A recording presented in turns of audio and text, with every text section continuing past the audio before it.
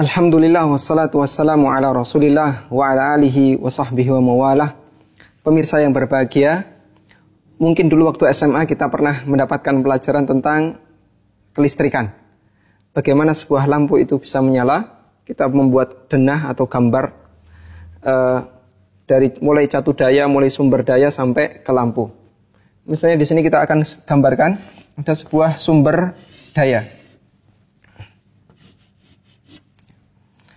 Kita tidak tahu berapa volt. Yang jelas dia sebuah sumber daya. Kemudian kita hubungkan dengan kabel. Lalu di sini kita pasang sebuah saklar. Selanjutnya di sini ada lampu.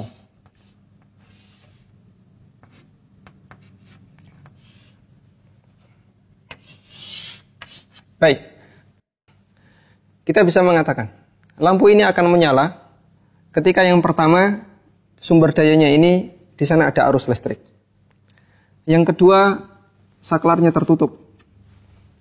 Kemudian yang ketiga, lampunya masih sehat. Dia bukan lampu yang rusak. Kemudian berikutnya yang keempat adalah kabelnya nyambung. Tidak ada satupun kabel yang terputus. Artinya ada 4 syarat di mana lampu ini bisa menyala. Pertama, sumbernya sehat, sumbernya bagus. Yang kedua, lampu sebagai penerima listrik adalah lampu yang masih sehat, lampu yang bagus. Yang ketiga, kabelnya nyambung, tidak ada yang putus. Kemudian berikutnya, saklarnya tertutup, dia tidak terbuka. Kira-kira 4 ini syarat di mana lampu itu bisa menyala. Kita tarik sebuah pelajaran yang disampaikan oleh Al-Imam Ibnul Qayyim dalam kitabnya Al-Fawaid. Beliau mengatakan bahwa ilmu yang kita dapatkan, ilmu yang kita dengar, itu adalah ibarat sebuah arus yang mampu menyalakan hati kita.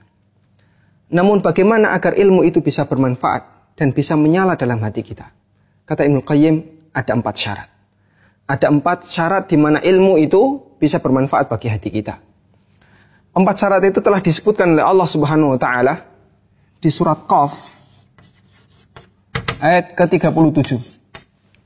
Allah Ta'ala berfirman, Inna fi dzalika la dzikra liman kana lahu qalbun au alqas sam'a wa huwa syahid. Sesungguhnya fi dzalika, dalam ayat itu, la dzikra merupakan peringatan liman kana lahu qalbun, bagi orang yang hatinya hidup, bagi orang yang masih memiliki hati, artinya hatinya hidup. Au alqas sam'a, dan dia mendengarkan dengan seksama. Wa huwa syahid, dan hatinya menyaksikan, syahidul qalbi, hatinya menyaksikan apa yang disampaikan. Kata Imam Ibnul Qayyim, dari ayat ini, beliau menyimpulkan bahwa syarat sebuah ilmu itu bisa bermanfaat jika di sana terpenuhi 4 hal.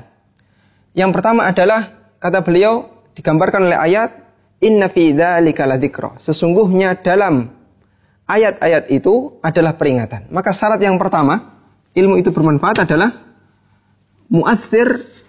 adanya mu'assir muqtadin.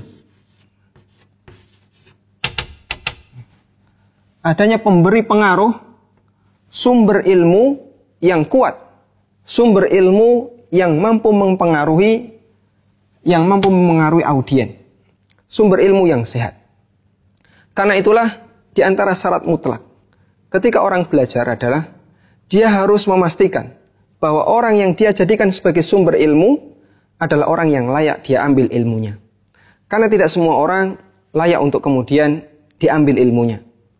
Pesan Muhammad bin Sirin, seorang ulama tabi'in, dalam sebuah riwayat yang disebutkan dalam Sahih Muslim, beliau mengatakan, Al-ilmu minaddin, fandur amman ta'khuduna.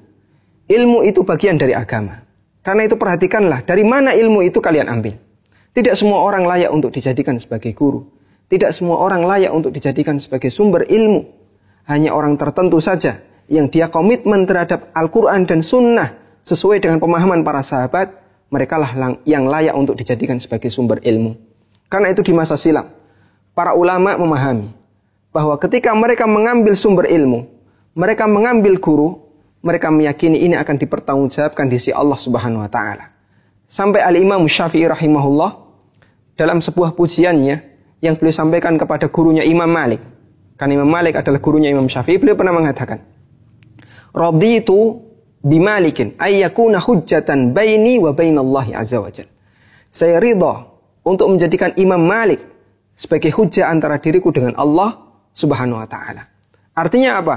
Beliau memahami bahwa mengambil guru itu akan dipertanggungjawabkan oleh Allah Subhanahu wa taala. Dan dari ilustrasi ini jamaah yang dimuliakan Allah, semakin kuat sumber ilmu, semakin kuat sumber arus listrik, maka kita bisa memastikan cahaya yang akan dipancarkan oleh lampu, andaikan kita anggap bahwasanya lampu ini adalah lampu yang tidak memiliki batas voltase, dia bisa menerima seberapapun voltase yang masuk, maka ketika semakin besar sumber dari arus ini, lampu ini akan semakin, nyalanya akan semakin terang. Demikian pula mu'athir muqtadil.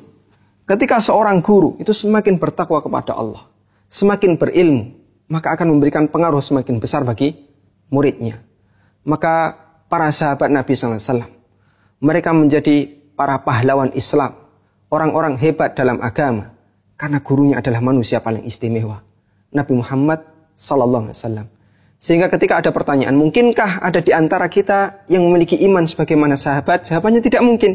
Gurunya berbeda. Mereka adalah manusia yang dididik langsung oleh manusia terbaik, yaitu Nabi SAW. Sementara kita, gurunya jelas tidak bisa dibandingkan dengan Rasulullah SAW.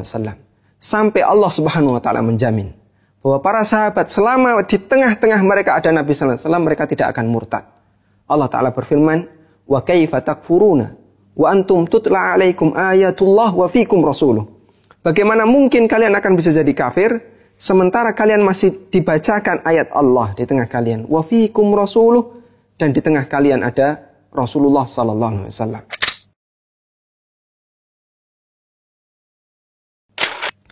Kemudian ini syarat yang pertama.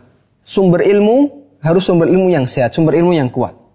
Kemudian syarat yang kedua agar ilmu itu bermanfaat adalah lampunya ini harus lampu yang sehat. Yang diistilahkan oleh Ibnu Qayyim dengan mahallun qabil. Objek penerima ilmu itu objek yang masih sehat, yang masih bisa menerima nasihat. Artinya yang Allah gambarkan dalam ayat itu, liman kana lahu qalbun, la dzikra liman kana lahu qalbun. Peringatan bagi orang yang memiliki hati. Artinya hatinya masih hati yang hidup. Hati yang masih memiliki peluang untuk ditembus dengan nasihat. Bukan hati yang mati. Oleh karena itu Allah nyatakan, Al-Quran adalah sebagai peringatan bagi orang yang hidup. Allah berfirman, in huwa illa dzikru wa qur'anum mubin liyundhira man kana hayyan wa yahiqqa